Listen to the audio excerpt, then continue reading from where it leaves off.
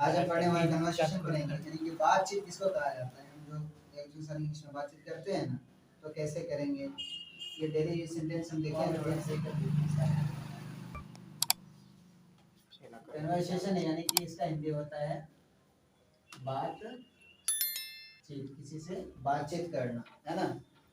किसी से मतलब किसी व्यक्ति से बातचीत करना। इंग्लिश में बात कैसे करेंगे, अपनी इंग्लिश को हो सकता है कि किसी के सामने बैठे, किसी के साथ में रहते हैं, तो फिर ये देखा जाता है कि उसके मतलब सामने जो अपनी इज्जत कैसे बढ़ाएं। तो अभी तो ये माहौल हो गया है कि इंग्लिश में बात करें तो इज्जत तो बढ़ जाता है, तो उसको इम्प्रूव तो करना पड़ेगा। तो ये सेंटेंस ऑफ डेली यूज है, कि डेली यूज करने वाले सेंटेंस हैं, कर सकते हैं, और ये प्रयोग होता भी है आमतौर से। पहला है मे आई गो, यानी कि इसका हिंदी होता है मैं जाऊँगा। मे आई गो, मैं जाऊँ, यानी इसको हम क्या बोलते हैं, एक्सपेक्ट कैसे करेंगे,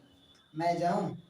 मे आई गो, मैं जाऊँ मतलब किसी से ऑर्डर लेना, भाई मुझे वहाँ जाना है, मैं जाऊँ, मे आई गो। या मैं क्या मैं जाऊँ, मे आई गो, क्या मैं जा सकता हूँ, मे आई गो, ठीक है। मे आई एक कंपनी, ये कंपनी इसलिए लगा क्योंकि देखो, जिससे मान लेते हैं हमने दो चार लोग साथ में बैठे हैं और एक को कहीं जाना है, वो बोला कि मैं जा रहा हूँ, तो दूसरा क्या बोला, मैं भी जाऊँ, है ना। तो वो पूछ सकता है कि may I accompany you, may I accompany you, कि मैं भी चलूं, क्या मैं भी चल सकता हूँ, ठीक है। मे आई कम इन, अगर हम किसी रूम के अंदर प्रवेश कर रहे हैं, अगर परमिशन लेना है, क्लासरूम के अंदर हो या फिर किसी ऑफिस के बॉस के रूम के अंदर जा रहे हैं, है ना, तो फिर पूछ सकते हैं मे आई कम इन, है ना। तो मे आई कम इन कह सकते हैं कि मैं अंदर आऊं, या फिर क्या मैं अंदर आ सकता हूँ, मैं अंदर आऊं, या फिर क्या मैं अंदर आ सकता हूँ। प्लीज कीप मम, मतलब कहीं पे बहुत ज्यादा हल्ला गुल्ला हो रहा है, ठीक है, मतलब नॉइजिंग बहुत ज्यादा है, बहुत ही ज्यादा हल्ला गुल्ला हो रहा है, तो वहां पे शांत रखने के लिए हम कह सकते हैं प्लीज कीप मम, प्लीज कीप मम कह सकते हैं। और एक ये भी है, तो प्लीज कीप क्वाइट, शांत रहिए, है ना। तो प्लीज कीप मम बहुत है, कृपया शांत रहिए, तो चुप कराने के लिए कृपया शांत रहिए। Hard work is the key of success, hard work is the key of success, यानी कि परिश्रम सफलता की कुंजी है। अगर हमें ये हिंदी में बातचीत कर रही है, कह रहे हैं परिश्रम सफलता की कुंजी है, अगर उसको इंग्लिश में बोलना है तो कह सकते हैं hard work is the key of success, hard work is the key of success, है ना। अब देखो, बातचीत होता भी है तो कभी कभी बोलते बोलते जो है ना, बहुत ही ज्यादा लंबा बात हो जाता है और अपने हाथ पार कर जाता है, तो उसको लिमिट बताने के लिए कह सकते हैं कि there is a limit to everything, यानी कि प्रत्येक चीज का एक हद होता है ना, कि प्रत्येक चीज की एक हद होती है कि अपने लिमिट में रहे, प्रत्येक चीज की एक हद होती है। तो there is a limit to everything, there is a limit to everything. Time is money, time is money, यानी कि समय ही धन, क्या है, समय ही धन है, वही लिखे ना, टाइम इज मनी, समय ही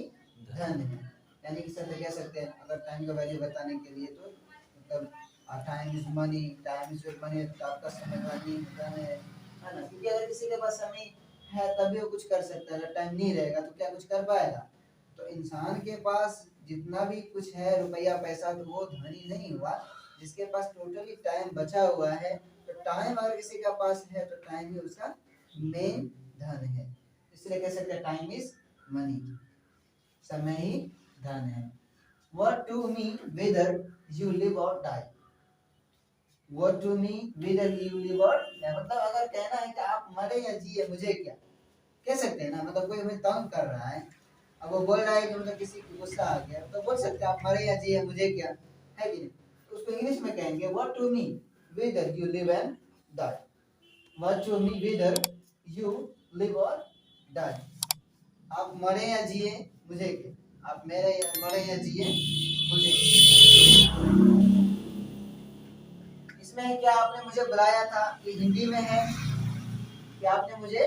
बुलाया था, तो इसको इंग्लिश में करने के लिए क्या करेंगे, had you asked for me, had you asked for me,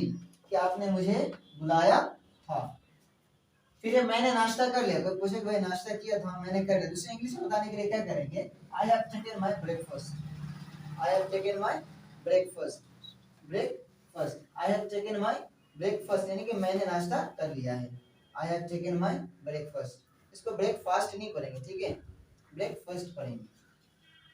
फिर है अगर हम किसी को बुरी संगति से बचाना है, बुरी आदत से, बुरे लोगों से बचाना है तो कह सकते हैं avoid bad company, avoid bad company, avoid bad company, ठीक है, मतलब बुरी संगति से बचो, बुरी संगति से बचो, बुरे के साथ मत रहो, बुरी संगति से बचो, अवॉइड बैड कंपनी। फिर अब मेरी बारी होता है ना, काम कर रहे हैं तो अब तुम्हारी बारी खत्म हो गया, मैं भी तो कुछ करूंगा, तो कह सकते हैं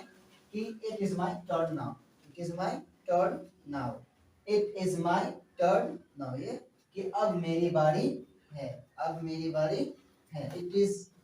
माई टर्न नाउ, अब मेरी बारी है।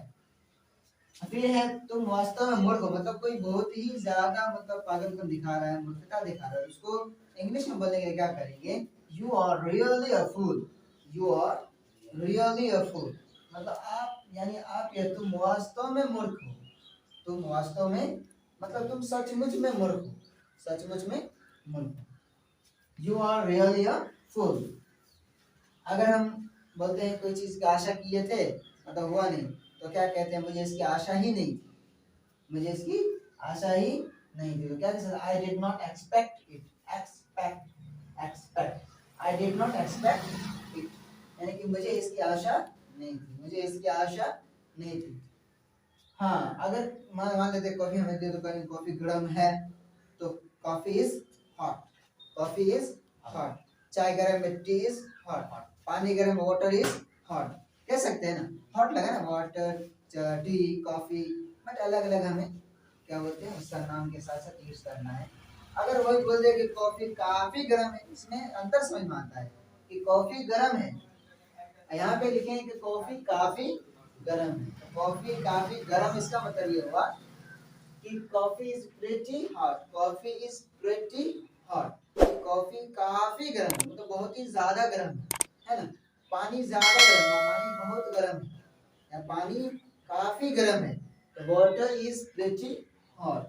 चाय काफी गर्म है, टी इज प्रीटी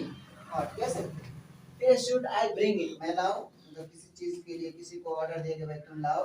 वो चीज, और किसी को इच्छा हो रहा है कि मैं लाऊं, तो उससे पूछ सकते should I bring it, should I bring it, क्या मैं लाऊं या फिर मैं लाऊं, क्या मैं लाऊं या फिर मैं लाऊं, शुड आई ब्रिंग इट, ठीक है, समझ में आ रहा है कि नहीं आ रहा, शुड आई ब्रिंग इट, क्या मैं लाऊं या फिर मैं लाऊं, डिड यू अंडरस्टैंड, अगर किसी को चीज समझा रहे हैं, किसी भी चीज को कोई चीज समझा रहे हैं, अगर समझ में आया, पूछना है कि समझ में आया, समझ में आया, तो उसको कह सकते हैं डिड यू अंडरस्टैंड, समझे, did you understand, did you understand, समझे, क्या आप समझे, क्या आपको समझ में आया, ठीक है, ये तो did you understand. Who is it, कौन है, मतलब ये समझो कि कोई आदमी आया, अचानक से हमारा डोर नॉक किया, दरवाजा ठकठकाया, नॉक किया, तो पूछ सकते हु इज इट, या फिर कौन किया, पूछ सकते हु इज इट, मतलब कौन हो, है ना, या फिर कौन है, कौन हो या कौन है। Where were you,